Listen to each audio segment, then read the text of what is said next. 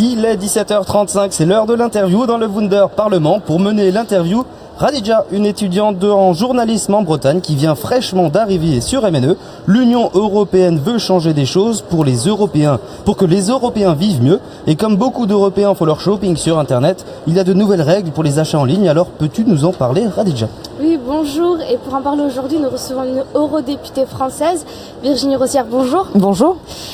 Vous faites partie de la commission du marché intérieur et de la protection des consommateurs et vous avez travaillé sur ce texte qui a été voté hier, dont le principal objectif était de supprimer le géoblocage. C'est Rosa Thun qui était en charge du texte et pour l'eurodéputée polonaise du PPE, qui en fait est l'équivalent des Républicains en France, il faut faire en sorte que les achats en ligne et ceux effectués dans le monde dit réel deviennent de plus en plus similaires. Est-ce que vous pensez y être arrivé avec ce texte qui a été voté hier à une large majorité ? Ben oui, parce qu'en fait, ce texte, il pose le même principe que lorsque vous allez dans une boutique. Par exemple, là on est à Strasbourg, si vous passez la frontière, vous êtes dans une boutique en Allemagne, on va pas vous demander quelle est votre nationalité ou votre pays de résidence avant de vous vendre quelque chose.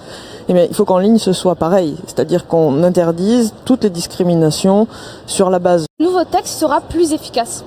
Oui, en fait, ce qui existait, c'était dans une directive. Alors, vous le savez, une directive, c'est un texte contraignant, mais qui doit faire l'objet d'une transposition dans les droits des différents États. Un règlement, c'est d'application directe. Donc, ça permet d'être plus précis et plus harmonisé et plus clair dans les obligations. Et donc, on avait déjà un certain nombre de discriminations qui étaient interdites. Bon, ça n'empêche pas que, d'ailleurs, on pouvait avoir des cas quand même problématiques, mais qui ont fait l'objet de sanctions. Mais on avait aussi un certain nombre d'agissements qui étaient un petit peu à la marge, on va dire, entre ce qui était autorisé ou pas, et donc là ça permet de clarifier les choses et de par exemple dire que tout ce qui va être fait pour vous rediriger sans que vous ayez donné votre avis ou sans qu'on vous ait demandé si vous êtes d'accord pour ça, par exemple vous rediriger sur un autre site web, ben ça dorénavant c'est interdit. Si vous voulez accéder à une offre en ligne, vous devez pouvoir le faire.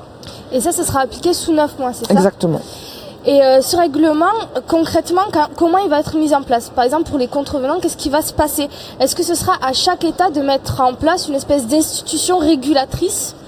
Il y a déjà des organisations qui surveillent les pratiques commerciales dans les différents États membres. Le commerce ne naît pas avec ce règlement, donc il y a déjà des autorités qui sont en place, administratives, on va dire publiques. Mais ce qui est nouveau dans ce règlement aussi, c'est qu'on renforce le rôle des associations de protection des consommateurs, auxquelles on donne aussi la possibilité de signaler des agissements qui seraient contraires à ce règlement, ce qui permet d'augmenter l'efficacité de la surveillance et de l'application de ce règlement, parce qu'on pense que ces organisations-là, justement, ont un rôle à jouer aussi dans le bon fonctionnement du marché intérieur. Le débat sur ce texte, il s'est beaucoup cristallisé sur les droits d'auteur. Nous avons rencontré Reda Jula, qui est une eurodéputée allemande issue du Parti Pirate et du groupe des Verts. Et pour elle, cette exception est injustifiée et enlève sa substance au texte. Je pense que ce n'est vraiment pas suffisant parce que quand on pense au géoblocage, on pense d'abord au message. Cette vidéo n'est pas accessible dans votre pays. Pourtant, c'est précisément ce qui ne changera pas car les produits audiovisuels sont exclus. On parlait tout à l'heure des associations de consommateurs. On écoute cette fois-ci Agustin Reina du Bureau européen des unions des consommateurs. Selon lui, ce recul serait dû à la pression de lobby. Le lobbying du copyright, comme on dit en anglais, était très fort et très présent dans cette discussion. Malheureusement, les parlementaires ont décidé d'exclure ce type de produit, mais on a l'espoir que d'ici à 2 ans, donc en 2020, il y aura une révision de cette loi pour inclure ce type de produit. Donc c'est seulement une première étape. On doit encore beaucoup à faire. Et pour certains habitants de l'Union européenne, c'est très concret. Maria, par exemple, elle est catalane et elle habite à Paris depuis quelques temps. Pendant le mois d'octobre, alors que la tension était à son comble entre la Catalogne et l'Espagne, la jeune femme s'est vue refuser l'accès à plusieurs contenus. Je veux aussi savoir qu'est-ce qui se passe dans mon pays. Parce que moi, je suis très bien ici en France, je suis très bien à Paris, mais je suis normalement l'actualité catalane. Donc parfois quand c'est géobloqué ou quand on peut pas voir dans le pays, donc je sais pas, il faudrait peut-être trouver une solution. Virginie Rosière, quelle est votre position sur cette exception qui a été faite pour ce qui concerne les droits d'auteur ? En fait, la volonté d'exclure particulièrement l'audiovisuel, ça vient du fait c'est un secteur assez complexe qui est différent de quand vous achetez un bien en fait, c'est qui est naturellement dématérialisé. Donc ce qui crée la valeur autour des œuvres, c'est les droits de diffusion.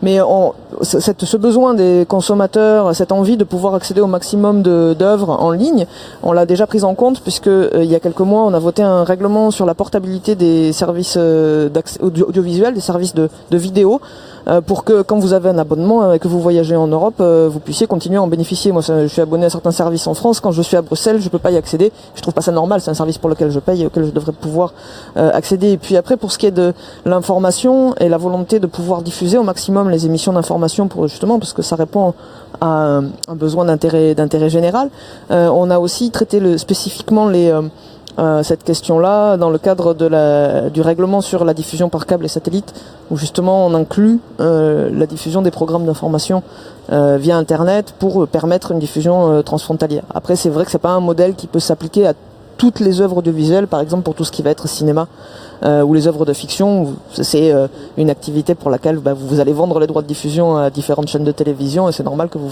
vouliez pouvoir maîtriser la manière dont ces œuvres sont diffusées. Donc je pense que c'est la réponse qu'on apporte, elle est déjà commencée par des textes qui sont spécifiques au secteur et on a aussi la directive sur le droit d'auteur qui est en cours de révision dans lequel on traite les spécificités des œuvres culturelles parce que bien sûr il y a la préoccupation des consommateurs mais on doit aussi se donner les moyens de maintenir la diversité de la création culturelle en Europe. C'est une de nos richesses et je pense qu'on doit aussi prendre en compte cette spécificité-là. Et ce débat en fait sur l'inclusion du secteur audiovisuel dans ce règlement, il est encore ouvert parce qu'il reste 2 ans et certains acteurs se mobilisent. Mais de manière plus globale, en fait, ce règlement, il s'inscrit dans une velléité de la Commission et des institutions européennes de faire un marché unique numérique. Donc le 16 mai 2015, la Commission Juncker mettait sur la table un objectif qui était clair, celui de rassembler tous les marchés numériques nationaux et d'en créer un unique pour l'Union européenne pour faire face au marché états-unien. Là, on est en 2018, des 16 initiatives qui sont devenues 35 propositions législatives de la Commission européenne, eh bien, elles sont très peu nombreuses à avoir abouti. Il y a eu un examen à mi-parcours du projet, c'était en mai 2017, et ça soulignait qu'une seule d'entre elles, à l'époque, avait franchi le cap de l'accord interinstitutionnel, mais on avance. Pour Reda Julia, l'eurodéputée allemande du Parti pirate, cette lenteur est due à un manque de volonté de certains États. La raison pour laquelle c'est si lent, c'est parce que d'une part, les gouvernements nationaux sont très protecteurs et ils refusent souvent l'européanisation, et d'autre part, les lobbies qui sont contre le marché unique numérique sont très forts, spécialement dans le domaine audiovisuel. Ce que je trouve incohérent, c'est que parfois certains pays pro-européens refusent toutes sortes d'européanisation des politiques numériques. Et je pense que la France est un bon exemple. La France, tout en étant au premier plan européen, quand il s'agit d'harmonisation numérique, ils veulent toujours en rester au niveau national. Et ça, c'est une analyse qui est partagée encore une fois par le Bureau européen des unions des consommateurs. Et c'est pas seulement la France. Il y a des États membres, notamment comme l'Italie ou l'Espagne, qui sont encore très protectrices par rapport aux secteurs culturels. Et donc pour nous, c'est vraiment un dommage que les consommateurs ou les citoyens dans tous les pays européens n'ont pas les mêmes possibilités d'avoir accès à la culture européenne. Alors du coup, je vous pose la question, est-ce que l'ambition qu'avait la Commission de créer un marché unique est réalisable? Et si oui, est-ce que c'est réalisable d'ici 2019? Alors, un marché totalement harmonisé en 2019, non, très clairement. Et c'est là-dessus que je voulais revenir, parce que on pointe là, dans les interviews que vous avez passées, on pointe du doigt la France, mais pourquoi est-ce qu'on pointe du doigt la France? Parce que la France est peut-être un des pays dans l'Union européenne qui a la création audiovisuelle, en termes de cinéma, de séries en Europe, la plus vivace, la plus nombreuse, et avec beaucoup de production de qualité, et donc mais si cette production elle existe, c'est aussi parce qu'on a des politiques publiques nationales, parce que la culture est considérée comme un domaine qui est laissé à la libre organisation par les États membres. Et donc c'est un choix de la France de maintenir et de soutenir sa création culturelle et audiovisuelle en particulier. Mais si demain vous considérez que vous ouvrez complètement sans faire ce travail d'harmonisation des politiques, ça veut dire que vous allez créer des mécanismes de concurrence déloyale.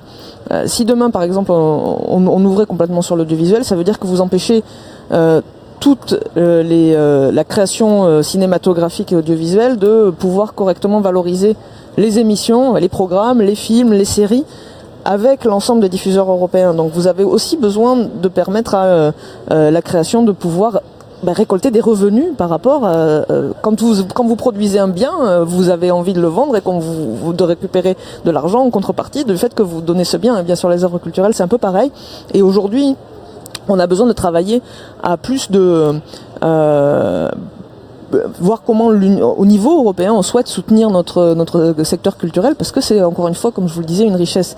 Et puis vous parlez d'harmonisation de marché unique numérique, je voudrais qu'on s'éloigne un tout petit peu de la question audiovisuelle, parce que la fragmentation du marché unique, elle existe dans plusieurs domaines. Je vais prendre un exemple qui nous a beaucoup occupé sur ce règlement, c'est celui de la protection des consommateurs. On a un haut niveau de protection des consommateurs partout en Europe, mais c'est un niveau minimal. Et après, les États membres peuvent aller plus loin dans la protection des consommateurs. Par exemple, en France, on a un assez haut niveau de protection des consommateurs, plus que dans d'autres États membres. Mais c'est vrai aussi, par exemple, pour l'Angleterre, enfin, voilà, dans la Grande-Bretagne, donc on n'est pas les seuls. Et on s'est posé la question, par exemple, pour les consommateurs qui vont faire des achats transfrontaliers, comment est-ce qu'on garantit leur protection? Parce que les consommateurs ont des droits qui sont différents selon leur pays de résidence. Et on se pose la question de savoir quel est le régime qui s'applique. Donc nous, ce qu'on a obtenu, c'était une demande du groupe des socialistes et démocrates dans la négociation, c'est que on garde pour le consommateur la possibilité de bénéficier de son régime de protection dans son pays à lui, parce que sinon, vous imaginez un consommateur qui devrait connaître les 27 ou 28 régimes différents de protection des consommateurs, comment il peut faire valoir ses droits. Mais ça aussi, ça montre que pour faire un véritable marché unique numérique, on doit travailler sur plus d'harmonisation, plus de règles communes. Et ça ne veut pas dire aller vers un niveau trop bas. On a besoin que cette harmonisation elle se fasse aussi vers le haut. Et ça, forcément, ça prend un petit peu de temps. Merci en tout cas, merci Madame Rosière d'avoir été avec nous.